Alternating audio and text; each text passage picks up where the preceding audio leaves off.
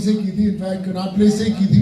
पहला पोर्टफोलियो भी पालिका बाजार के ऊपर जो गार्डन है वहीं पे बैठ के खींचा था, और आज जब वापस आकर यहाँ से आपसे मुलाकात होती है तो और भी स्पेशल होता है। और इसलिए और भी स्पेशल है क्योंकि मेरे भाई हनी पाजी भी नाल ही हैं, और इनसे भी जब जिंदगी की शुरुआत हो रही थी तो साथ ही थी 16 साल पहले, जब हम लोगों ने सोचा था कि साथ में कुछ करना है, और बोलते हैं कि वाहिगुरु कुछ और सही समय ढूंढता है करने के लिए, और फतेह से बेहतर कोई समय नहीं था। और मुझे याद है कि जब मैं पहली दफ़ा पिक्चर ख़त्म होने के बाद मैं भाजी के पास गया कि यार एक ऐसी फिल्म मैं कुछ बनाना चाहता हूँ फिल्म के लिए, और आपके बिना फिल्म अधूरी है। और जब भाजी ने देखा तो बोला कि यार इसके लिए कुछ ऐसा करेंगे ताकि लगे कि जब दो पंजाबी इकट्ठे हो जाते ना फिर तो हमेशा फतेह होती है। और इस जर्नी की शुरुआत भी दिल्ली से हुई आप लोगों के साथ, बड़ा मजा आ रहा है। बस यही कहूंगा कि वाहिगुरु जी का खालसा, श्री वाहिगुरु जी दी फतेह। Wow, Honey sir, what an amazing comeback! तालियां कोशिश कर रहे हैं अभी कमबैक, ये इसको मैं नहीं कहूँगा। भाजी कमबैक उनका होता है जाते एक ही है, इधर से शुरू होता है इधर से खत्म होता है। हनी सर दिल्ली में ना बहुत सर्दी हो रही है, लेकिन आपके गानों ने बहुत गर्मी मचा दिया। Isn't it Delhi? Come on! सही है। तो जब सोनू बाजी मेरे पास आए कि हमने फतेह के लिए गाना करना है, तो पीछे आपको ले जाता हूँ तकरीबन 16 साल पहले, जब मैं मोहाली में स्टूडियो में काम करता होता था। तब बॉलीवुड वगैरह कुछ नहीं था, लेकिन पंजाब में एक सक्सेसफुल म्यूजिक डायरेक्टर था सिर्फ, तो बड़े फ्यूचरिस्टिक गाने बना रहा था उस वक्त। मैंने ब्राउन रंग, अंग्रेजी बीट सब पाजी को सुनाया, तो पाजी कहते भाई आपका वक्त जरूर आएगा और देखना एक दिन बॉलीवुड आपके पास आएगा। मैं कहा ऐसा लगता है आपको? तो फिर पाजी ने बम्बई जाके जितने भी पाजी के सर्कल के बड़े बड़े music director, producer, film director, film makers, सबको मेरा नाम रेफर किया कि एक लड़का है जो मोहाली में बहुत अमेजिंग साउंड क्रिएट कर रहा है, तो आपको इसके पास जाना चाहिए। किसी ने यकीन नहीं किया मुझ पर, कोई नहीं आया। लेकिन फाइनली जब धीरे धीरे लोग आने लगे तो फिर मैं उसके बाद जब बॉलीवुड होने लगा तो मैं सोनू पाजी से फिर बॉम्बे में मिला, तो पाजी मेरे को कहा मैंने तुम्हें कहा था कि एक दिन ये सब कुछ होगा। तो पाजी एक विजनरी है और एक भाई है जो हमेशा से हर मुश्किलों में लोगों का साथ देते हैं। ये अपनों का तो साथ देते हैं और पूरी दुनिया जानती है ये जिन लोगों को नहीं भी जानते हैं उनके लिए कितना कुछ करते हैं, अपना सब कुछ दांव पे लगा के। तो एक डेफिनेटली एक ऐसे आदमी के लिए जो एक फिल्म मेकर, एक एक्टर से ज्यादा इन्होंने अपना पूरा लाइफ डिवोट कर दिया है लोगों की सेवा के लिए। ये सिर्फ करते हैं, बस इनको करना है। इनका दिल जो है वो मैंने देखा है सिर्फ लोगों की सेवा में। इनका फोन गाड़ी में बैठो, कभी किसी का काम करवा रहे, कभी किसी का काम करवा रहे, कभी किसी का काम करवा रहे। तो ऐसे लोग हमारी इंडस्ट्री में बहुत कम है जो साथ खड़े होते हैं, बिलीव करते हैं अपने लोगों के लिए। तो ऐसे लोगों की फतेह नहीं होगी तो किसकी फतेह होगी?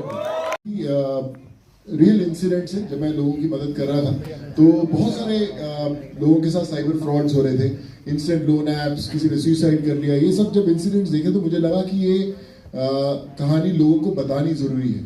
लेकिन आज की दुनिया में अगर आप सिर्फ किसी को बताना चाहो तो लोग सुनने के लिए तैयार नहीं, तो उसके लिए एंटरटेनमेंट ज़रूरी था, एक्शन ज़रूरी था। और जब मैंने कहानी लिखनी शुरू की और इसको प्रेप करना शुरू किया तो करीबन 1.5 साल लगा मुझे इसको पिक्चर शुरू करने से पहले, और 1.5 साल करीबन शूट करने में लगा, तो 2.5-3 साल पिछले मैंने इसी फतेह को दिए।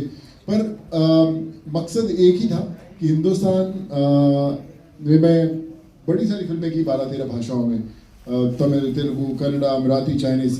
पर मैं हमेशा मानता था कि अगर कोई ऐसी फिल्म बने जहाँ पर बोले कि अगर एक्शन है, साउंड डिज़ाइनिंग है, एडिटिंग है, तो इंटरनेशनल लेवल की हो। बस उसी को इकट्ठा करते करते समय लग गया, और आज जब आपके सामने आ रहा है तो आई होप कि इस फतेह की फतेह जरूर हो। उस सपने की फतेह आज हुई है यार। ये सवाल पूछा है एक समंदर से जो कभी नदी था। नदियों को रोकने के लिए कई डैम बनते हैं लेकिन नदियां रोक नहीं पाती हैं, तो एक दिन वो भी समंदर बन जाती है। तो जितने भी मेरे भाई हैं, चाहे वो दिलजीत भाई है, चाहे करण है, चाहे और भी कोई आर्टिस्ट है जिसके रास्ते में कुछ रुकावटें आ रही हैं, कुछ डैम्स बनाए जा रहे हैं, तो मुझे लगता है कि वो उसको पार कर लेंगे। ये सब चीज़ें तो होती रहती हैं और मैं अब समंदर बन चुका हूँ, खारा हो चुका हूँ किसी काम के बाद। हम लोग 2024 से काफ़ी कोशिश कर रहे थे साथ में बैठने की। मेरी एल्बम ग्लोरी में ईपी का गाना था, लेकिन हम किसी वजह से साथ में बैठ नहीं पाए। मैं ऑनलाइन जैमिंग नहीं करता हूँ कि आपने व्हाट्सएप पे कुछ भेज दिया और मैंने व्हाट्सएप पे भेज दिया कवर्स करके या म्यूज़िक बना के। So I want my artist to be in studio with me, to live minimum 1 week with me. I have to understand his psychology, his behavior, his interest about different kind of music. Then I brainstorm everything and create a collaboration.